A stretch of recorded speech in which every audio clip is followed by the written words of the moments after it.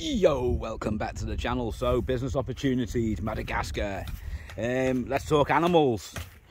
So, one thing that I have spotted in Madagascar once upon a time was alpacas. I think a foreigner brought them over to do alpaca farming for their fur, I guess. So that's a possibility. I know nothing about it, but you could look into it. Horses.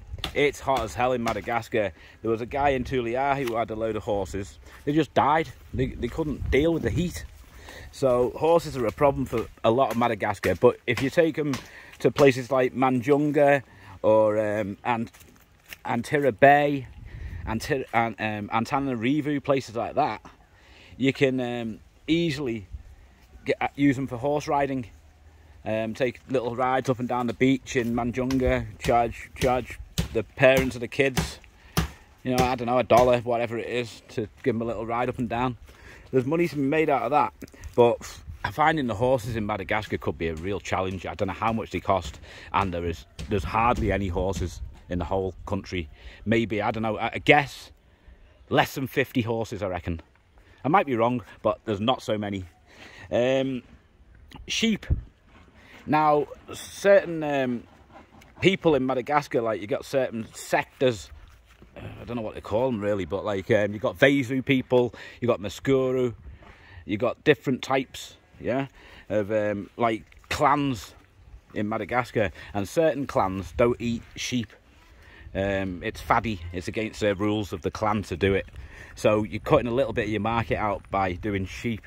However, goats, everybody, all the Malagasy, they love goat meat. They all eat goat meat, and there's money to be made out of it. You can goats breed like there's no tomorrow. There's constantly breeding, constantly pumping out babies, goats.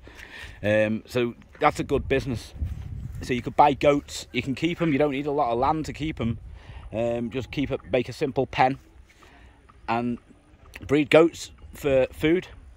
So that's one little business. It's more of a little side hustle, you know, just to top your income up a little bit. But you could do that. You got pigs. Now, obviously, like I said about the horses, it's hot as hell. So pigs, they can burn in the sun. So if you're going to do a pig farm, you're going to need a building to put them in. Like it doesn't have to be anything special, like a wooden, simple building with a concrete floor, a small concrete wall like this here. Just so you got a little wall about half a metre high. A metre high is fine. And then you can just use this stuff here, like we got here, this stuff, on top of the wall. And you can make a little pig pen for the pigs to live in. It's an alright business. You can make money from getting baby pigs, turning them into big pig for meat. So there's that. Chickens, you get Thailand chickens in Madagascar for fighting. The Malagasy love chicken fighting. So, and some of those chickens are worth like $250, $300 for one chicken, a fighting chicken, whereas a normal chicken is worth about $6, right? So there's a big difference. Then you can get chickens for eating. You get Malagasy chickens, which are skinny little chickens. They've got hardly any meat on them, but they're cheaper than the foreign chickens. And you also get foreign chickens like you'd find in any Western supermarket. Nice big fat chickens. They cost a lot more, but they sell for a lot more. So you could do that. You could do chicken farming. I've got a mate who's in Antananarivo, in the capital. He's got 3,000 foreign chickens, which he sells for no, he uses for eggs. He's got female chickens for eggs, 3,000 of them, and then he's got 1,000 that he breeds just for slaughtering, just for meat. Guy makes $1,000 a week. He's only a young lad.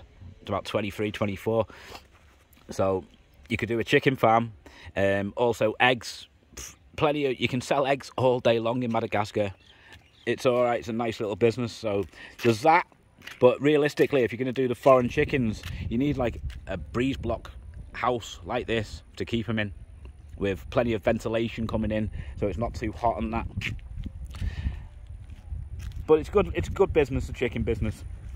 The cow business, you can buy cows.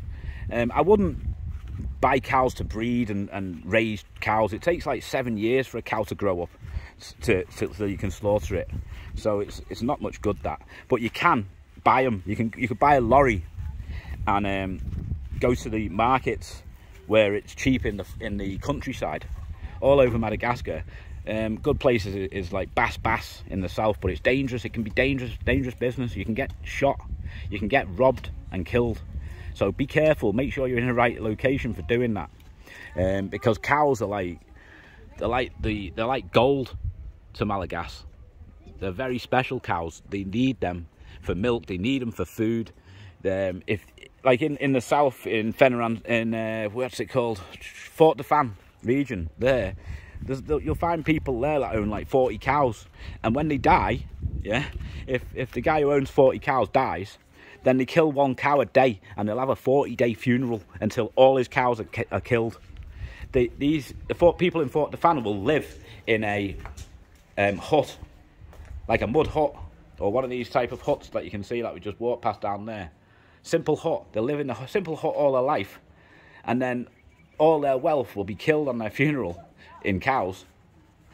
And then when there's no cows left, they'll bury the person in a concrete house, like a tomb. So it's strange, because I mean I'm always completely the opposite, looking to spend my money while I'm alive and live in a concrete house while I'm alive, and then be put into like a wicker basket or something when I die. So it's kind of the opposite way for me. But there you go. But cows, plenty of money in it. That's what I'd do. I'd buy them in the forest. That's what I do. I buy them in the forest. I bring them to Nosy B, and they're worth double in Nosy B. So my business partner and me make decent dollar out of it. He does all the work. I'm just a money guy. I just put into the business. So there you go. Dogs, you can buy Alsatians, German Shepherds for security. Foreigners love them. They love to have a German Shepherd or two in the grounds of the house for security. Madagascar are scared of them, like they're not coming in there. If you've got a Doberman or a Pit Bull or a Great Dane or something like that, they'll happily stay out of your terrain, stay out of your land. So you can breed them. That's what I'm thinking of doing, because I like dogs, and I'm thinking, why not? If I like dogs, why not just buy 2 females and a male, and when they have puppies, and I'll sell them on for reasonable little income. And also I've got a dog which I can love as a little family member. It can also act as security for me in my land. Not that I particularly need security, but it's nice, a little bit extra security. So there you go. That's what I'm thinking when it comes to animals. There's plenty of money in it, but you need to be careful what you do. You don't want to become a farmer where you're farming animals all day, every day, when you could get a Madagascar to do it for $2 a day and work for you doing it. I don't see any reason why a foreigner should go killing themselves for $2 a day. So there you go. That's animals. That's what I can tell you on animals, business opportunities in Madagascar. Thanks for watching. See you in the next video. Give us a like. Check me other business opportunity videos out. I'll see you soon.